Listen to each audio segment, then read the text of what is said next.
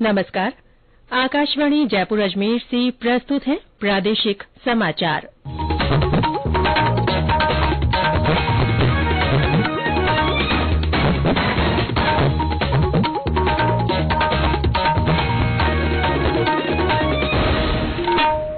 समाचारों के साथ मैं रितिका गुप्ता।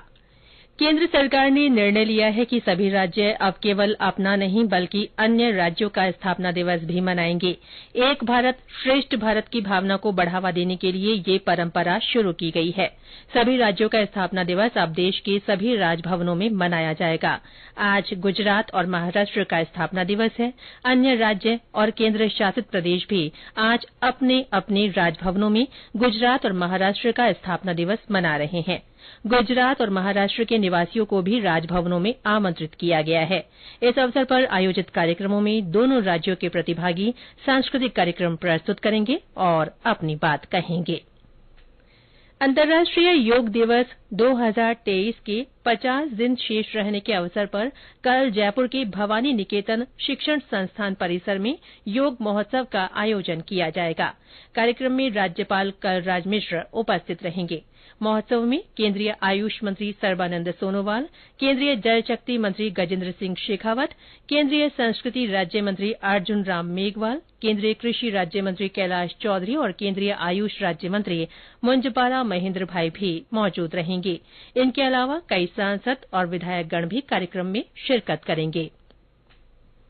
हनुमानगढ़ जिले के छानी बड़ी गांव के पास आज सुबह तेज गति से आ रही 2 कारें अनियंत्रित होकर पलटने से दोनों कारों में सवार 5 लोगों की मौत हो गई और 5 अन्य घायल हो गए। दोनों कारों में सवार लोग कुरुक्षेत्र से गोगामेड़ी जा रहे थे। दुर्घटना में घायल 5 लोगों का हरियाणा में उपचार चल रहा है। पुलिस मामले की जांच कर रही है। आज अंतर्राष्ट्रीय मजदूर दिवस है। मजदूरों और श्रमिकों को सम्मान देने के उद्देश्य से हर साल दुनिया भर में ये दिन मनाया जाता है। इस अवसर पर प्रदेश में विभिन्न स्थानों पर कई कार्यक्रम हो रहे हैं।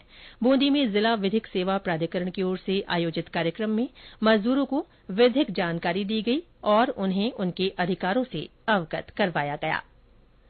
भाजपा के प्रदेश में मुख्य प्रवक्ता और विधायक रामलाल शर्मा ने कहा है कि राज्य सरकार पिछले 15 दिनों से धरना दे रहे मंत्रालयिक कर्मचारियों की मांगों पर संतोषप्रद जवाब दे।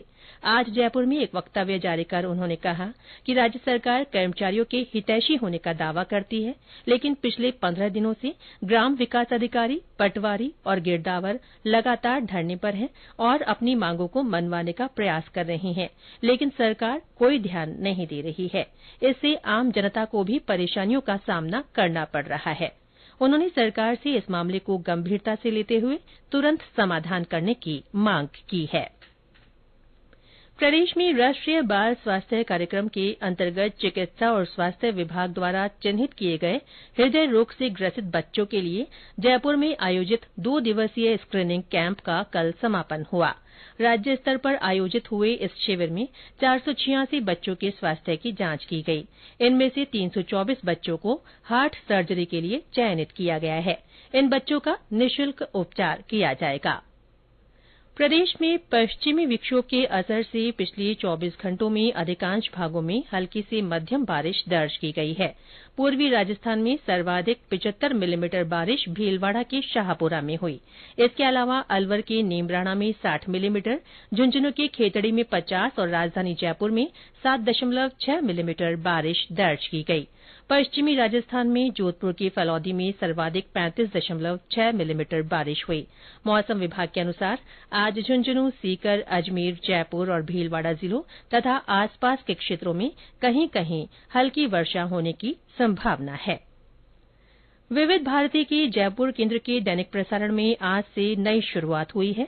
अब विविध भारती जयपुर यानी 100.3 FM पर हिन्दी और राजस्थानी भाषा में प्रादेशिक समाचार और जिले की चिट्ठी भी प्रसारित की जाएगी।